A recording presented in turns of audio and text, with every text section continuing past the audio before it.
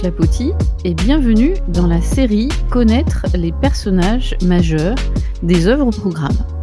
Alors pourquoi s'intéresser aux personnages par exemple de vos romans, des pièces de théâtre que vous allez travailler tout au long de l'année ? Eh bien tout simplement c'est un point qui est plus qu'important parce que si vous ne maîtrisez pas bien les personnages de ces œuvres, eh bien vos analyses seront peut-être moins pertinentes aussi bien à l'écrit qu'à l'oral. Prenons un exemple d'un personnage romanesque. Le connaître, l'étudier, c'est voir sa symbolique, ses caractéristiques, sa représentation finalement dans l'œuvre, par rapport aussi aux autres personnages. C'est dresser donc un portrait qui va aussi donner du sens. Par exemple en dissertation, ça peut constituer un argument majeur pour démontrer que vous avez affaire à un personnage effectivement typiquement romanesque du 19e siècle ou autre, selon bien sûr les œuvres que vous avez au programme. Puis à l'oral, les points que vous évoquerez justement tout au long de votre explication linéaire pourront très bien être basés sur des références aux connaissances justement relatives à ces personnages majeurs. Alors aujourd'hui, nous allons nous intéresser à un personnage qui est important dans l'œuvre de Rabelais qui se prénomme Picrochole.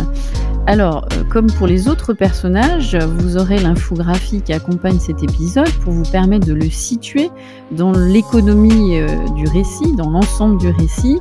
Et comme pour les autres personnages, on va s'intéresser à ses caractéristiques et ses symboliques, c'est-à-dire sa portée dans l'ensemble de l'œuvre de Rabelais. Alors le personnage apparaît pour la première fois au chapitre 26. Comme on l'a évoqué pour d'autres personnages, il est intéressant de s'intéresser à l'origine de son nom qui est tiré du grec qui signifiait bile amère. Selon la théorie antique, je vous renvoie à Hippocrate, on pouvait avoir un déséquilibre des humeurs. Le sang, la lymphe et les biles. Et ce déséquilibre provoquait des maladies et expliquait le tempérament de la personne. Et Picrochole est marqué par justement cette bile amère. Picrochole, c'est celui qui est en colère, qui est de mauvaise humeur. Et il va s'avérer être effectivement toujours dans cet état tout au long du récit.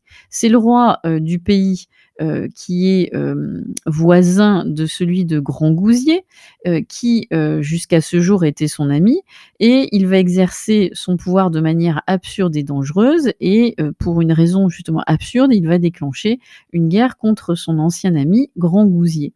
Il est marqué, vous commencez à le voir, par un manque de réflexion, d'intelligence dans la gestion de son royaume. Et c'est ça qui va déclencher aussi d'ailleurs la guerre picrocholine, cette guerre décidée finalement sans motif et engagée par un roi qui va se révéler comme un piètre stratège avec un comportement furieux, imprévisible. Vous commencez à le voir aussi, c'est bien sûr le personnage antithétique de Grangousier. Je vous renvoie à l'épisode de Grangousier dans lequel on a évoqué justement ces caractéristiques complètement radicalement opposées à celles de Picrochole. Alors Picrochole, c'est effectivement justement un ambitieux. C'est l'exemple même et l'incarnation même du mauvais prince qui est avide d'aventure, qui lui permettent d'assouvir sa soif de gloire et finalement sa recherche effrénée du pouvoir. Il se grise en permanence de proclamations, de formules ronflantes mais insignifiantes. En fait, il n'est qu'un pantin entre les mains de ses conseillers qui sont avides de titres, de fiefs, qui sont habiles à flatter la cupidité et l'orgueil de leur roi. Et on voit tout au long du récit que ces conseillers savent entretenir le rêve d'un conquérant imaginaire et eux-mêmes se prennent au jeu des conquêtes. Et le chapitre 3 est révélateur. Le chapitre 33, est révélateur à cet égard de l'ambition de ces vils courtisans. Vous avez compris que derrière ces personnages fictifs, derrière ce Picrochole, Rabelais met en place une vive critique, on va l'évoquer tout à l'heure, des mauvais souverains qui finalement n'induisent que des conflits horribles et finalement insignifiants qui n'auraient pas lieu d'être. Et donc, Tout le personnage de Picrocole sert de faire-valoir à la figure de Grangousier. C'est ce qu'on a dit tout à l'heure, la figure antithétique de Grangousier.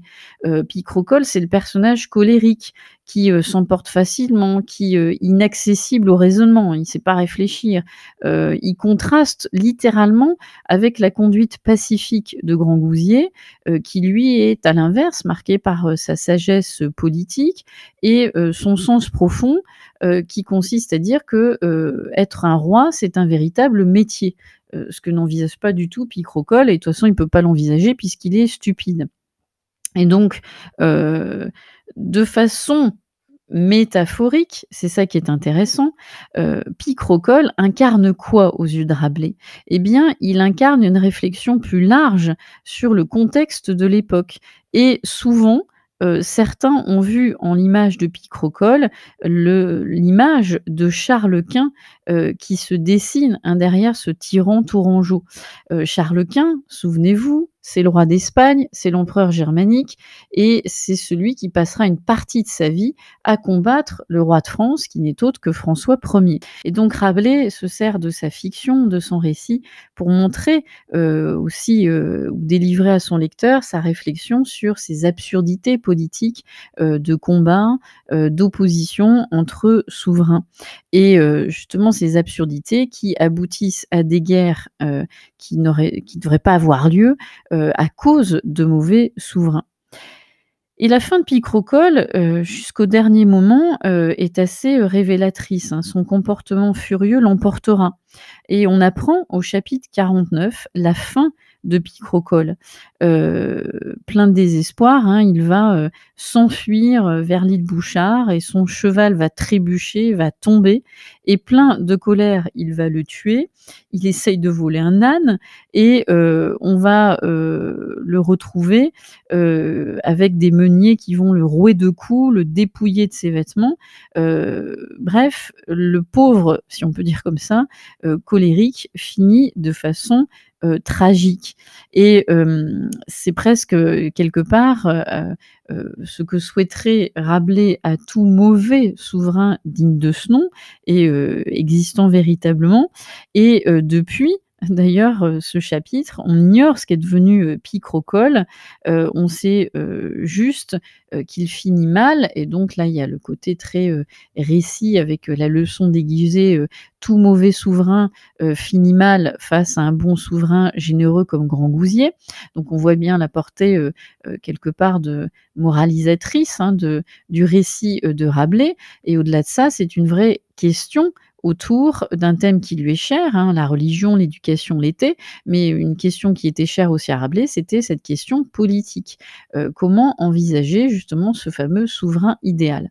Et donc, pour y réfléchir, il fallait bien inventer cette figure antithétique de Grangousier qui était Picrocole, l'incarnation, quelque part, le mal incarné, en politique, tout ce qu'il ne faut pas faire. Donc on voit bien que lui aussi, à sa façon, de manière métaphorique, symbolique, il représente une des thématiques chères à Rabelais, donc la fameuse réflexion politique, qui est une réflexion au cœur, justement, des réflexions humanistes. Voilà ce qu'on pouvait dire de ce personnage. Au même titre que les autres personnages, pensez à vous créer une petite banque de citations, 2-3, hein, parce qu'au fur et à mesure des personnages, ça vous en fera suffisamment. Et ces citations, essayez d'en trouver des assez brèves pour bien les mémoriser. Vous pourrez les intégrer dans votre dissertation pour montrer combien votre réflexion est porteuse de sens. Mais d'ici là, je vous retrouve pour d'autres épisodes pour alimenter votre réflexion. Je vous dis donc à très vite sur Clapotis.